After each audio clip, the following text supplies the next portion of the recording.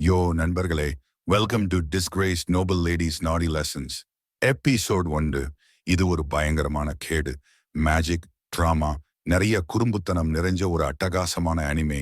ஷார்லட்டுக்கு ஒரு பொண்ணு அவளோட டிராஜிக் பாஸ்டை விட்டு தப்பிக்க பார்க்கறா. ஆனா இந்த காட்டுல அவளுக்கு என்ன ஆக போகுது? ஒரு மர்மமான பையன் ஆலன் அவளோட வாழ்க்கையை மாத்த போறானா? ரெடியா?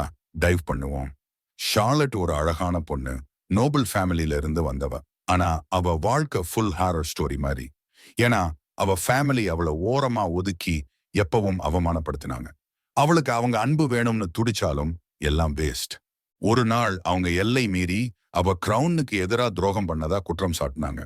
இது அவளோட பாய் ஃப்ரெண்டோட என்கேஜ்மெண்ட்டையே உடைச்சிடுச்சு. இது அவளுக்கு முதல் புல்லட் மாதிரி ஆயிடுச்சு. ஷார்லட், போதும், இந்த வீடு ஒரு சிறை மாதிரின்னு சொல்லி காட்டுக்குள்ள ஓடி போனான்.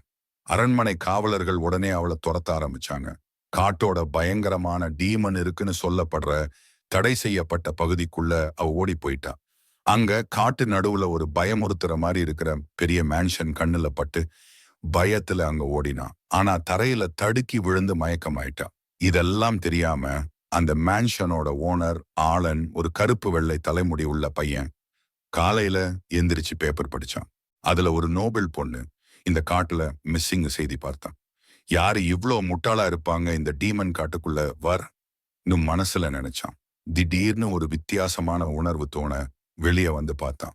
மேன்ஷனுக்கு பக்கத்துல ஷார்லட் மயக்கமா விழுந்து கிடக்கிறத பார்த்து ஷாக் ஆனான். அவ பேப்பர்ல படிச்ச அதே பொண்ணுன்னு தெரிஞ்சு அவ கையில தூக்கினான். அப்போ நீரோஸ் ராஜ்யத்து சோல்ஜர்ஸ் ஆலனை சுத்தி வளைச்சாங்க. ஒரு சோல்ஜர் பேசாம வாழ வீச ஆலன் ஒரு சிம்பிள் மேஜிக் யூஸ் பண்ணி தப்பிச்சான்.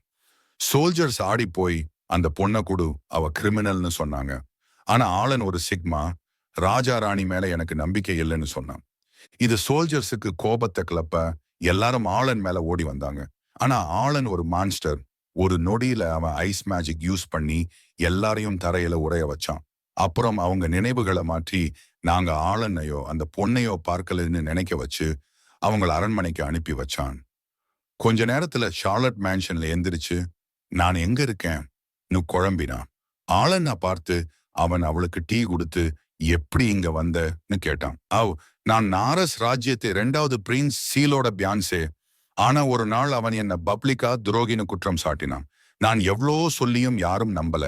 நான் செய்யாத குற்றத்துக்கு என்னை நாடு கடத்தினாங்கன்னு சோகமா சொன்னான். ஆலன் அவ கதையை கேட்டு, எனக்கு உன்னோட பாஸ்ட் தெரியுதுன்னு சொன்னான்.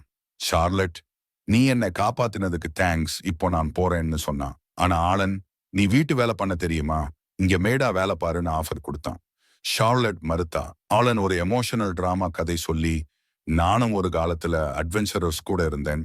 ஆனா என் நண்பர்கள் என்னை மான்ஸ்டர்ஸ் கூட்டத்துல தள்ளி விட்டுட்டு ஒரு மேஜிக்கல் டெம்பிள் சீலை ஓபன் பண்ண பார்த்தாங்க. தனிமையோட வலி எனக்கு தெரியும், அதனால உன்னை இப்படி விட முடியாதுன்னு சொன்னான். ஷார்லட் ஸ்மார்ட்டு, நான் கிரிமினல், என்ன வேலைக்கு வச்சா உனக்கு பிரச்சனை வரும்னு மறுத்தா. ஆனா ஆலன் விடல.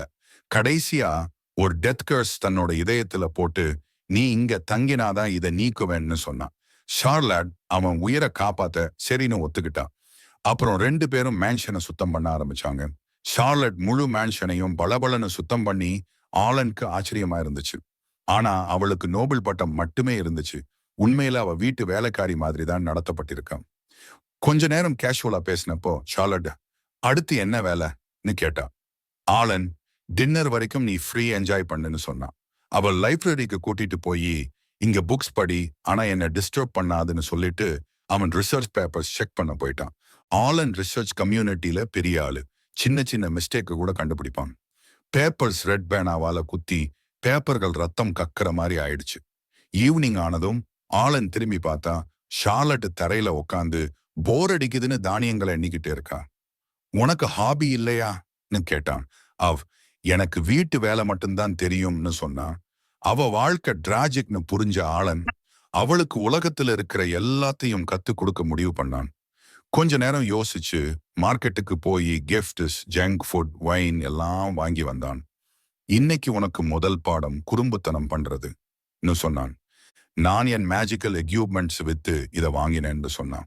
ஷார்லட் ஹெல்த்தி ஃபுட் தான் சாப்பிடணும்னு மறுத்தான். ஆனா ஆலன், நான் உன்னோட எம்ப்ளாயர் கேக் சாப்பிடுன்னு ஆர்டர் பண்ணான். அவ ஒரு கடி சாப்பிட்டு நீயும் சாப்பிட்டேன்னு சொன்னா ஆளன் எனக்கு ஸ்வீட்ஸ் பிடிக்காதுன்னு சொன்னான். அப்புறம் ஏன் இவ்ளோ வாங்கினன்னு கேட்டதுக்கு எல்லாம் உனக்காக வாங்கினேன்னு சொன்னான். இத கேட்டு சார்லட் மௌனமா. ஆனா கொஞ்ச நேரத்துல அவ கண்ணுல இருந்து கண்ணீர் வந்துச்சு. நீ எனக்கு இவ்ளோ செஞ்சதுக்கு தேங்க்ஸ், இப்படி ஒரு ஹாப்பினஸ் நான் முதல் தடவையா ஃபீல் பண்றேன்னு சொன்னா. ஆளன் அவ கண்ணீரை தொடச்சு, இது ஆரம்பம்தான், இனிமே உலகத்துல இருக்கிற எல்லா குறும்புத்தனத்தையும் உனக்கு கத்துத்தரேன்னு சொன்னான். ட்ரோயோ நண்பர்களே, டிஸ்கிரேஸ் நோபல் லேடிஸ் நாடி லெசன்ஸ் எபிசோட் 1 இப்படி ஒரு எமோஷனல் பாங்கல முடிஞ்சிருக்கு. சார்லட்டோட வாழ்க்கை ஒரு புது திருப்பத்துக்கு போகுது. ஆளன் உண்மையிலேயே அவளுக்கு உலகத்தை காமிக்க போறானா, இல்ல இந்த மேன்ஷன்ல இன்னும் என்ன மர்மங்கள் மறைஞ்சிருக்கு? அடுத்த எபிசோட்ல இன்னும் மேஜிக், ட்ராமா, யாத்த குறும்புத்தனம் இருக்கு. மிஸ் பண்ணிடாதீங்க. அடுத்த எபிசோட்ல பார்க்கலாம்.